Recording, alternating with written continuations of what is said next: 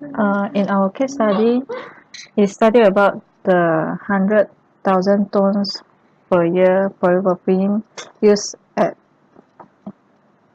undergo pyrolysis to utilize the plastic waste. The initial particle size of the polypropylene is 6.1 times 10 power of negative 5 millimeter. So we feed this polypropylene with 0.005 weightage percent of nitrogen. Feed it together into the crusher.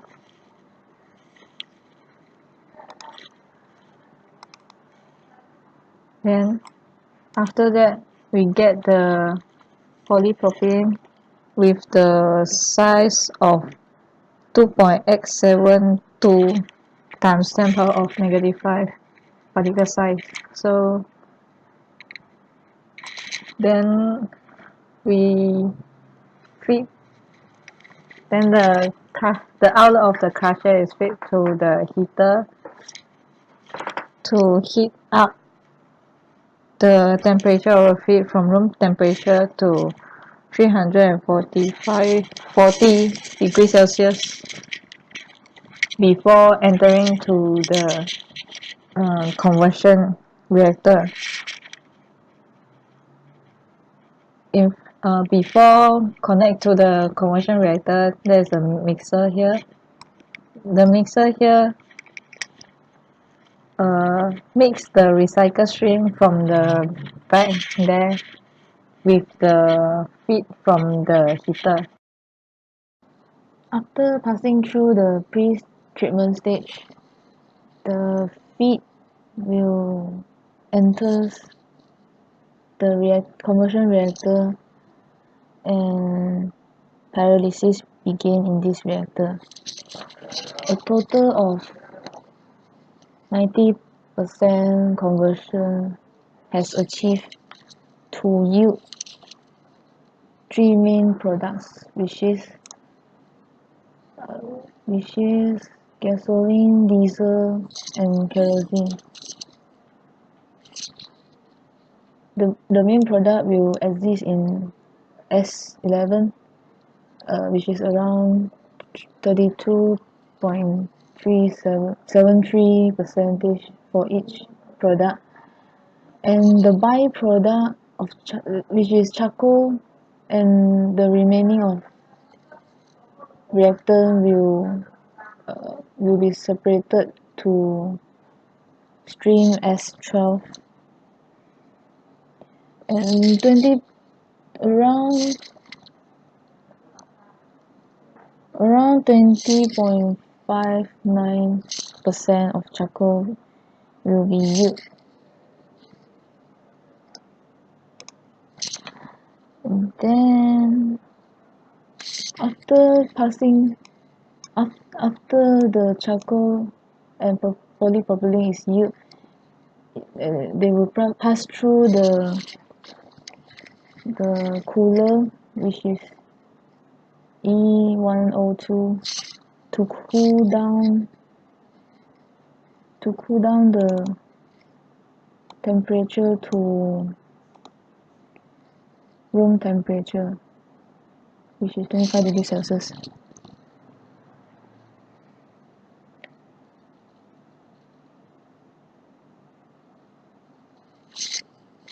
After that, the charcoal and polypropylene is required to be separated, so two screening are used to separate out. For the first screening, the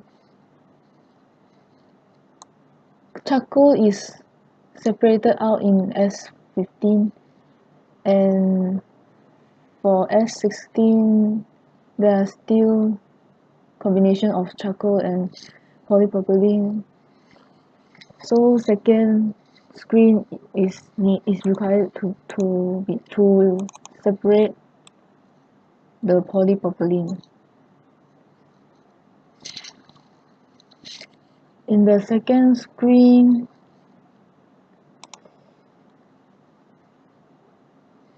polypropylene can be separated out purely in S17, and this stream will be recycled back into the feed and passing through the mixer to recover the polypropylene. And before passing back through the feed, a heater is needed to heat up the temperature back to the 340 degrees Celsius, because the reactor is required to the process condition for pyrolysis is required to be at 340 degrees Celsius. The product come from the reactor will be diesel, gasoline, and kerosene and nitrogen. Before we do the separation, since the temperature of the product is too high, which is 943.9 degrees Celsius, so the temperature of the product need to be cool to 400 degrees Celsius, which pass through a cooler. So before we construct the distillation column, we need to construct a shortcut column first to get the information, which is minimum reflux ratio and the actual number of trade. This information are needed to be transferred to the distillation column. So S14 the contain diesel, gasoline, and kerosene. These products are needed to be separated to the individual product. So the distillation column, the condenser pressure was set to 300 kilopascal, and the reservoir pressure set to 500 kilopascal, and the number of stage is 5, and the inlet stage of the stream will be 2. This number of stage is get from short column, and the condenser was set to full reflux, and there's no pressure drop, which is 0 kilopascal. So in this column, the gasoline is light key and the kerosene will be heavy key. So after this separation, the S20, which is upper product, the upper product will be gasoline, because gasoline is lighter than kerosene and diesel, and S21 which is bottom product. The bottom product will be kerosene and diesel. So these two components are needed to be further separate. So S21 is transferred to another distillation column. So the bottom product from the first distillation column will be S21, and S21 contain diesel and kerosene. These two products are needed to be further separate to individual product. The second distillation column, the condenser pressure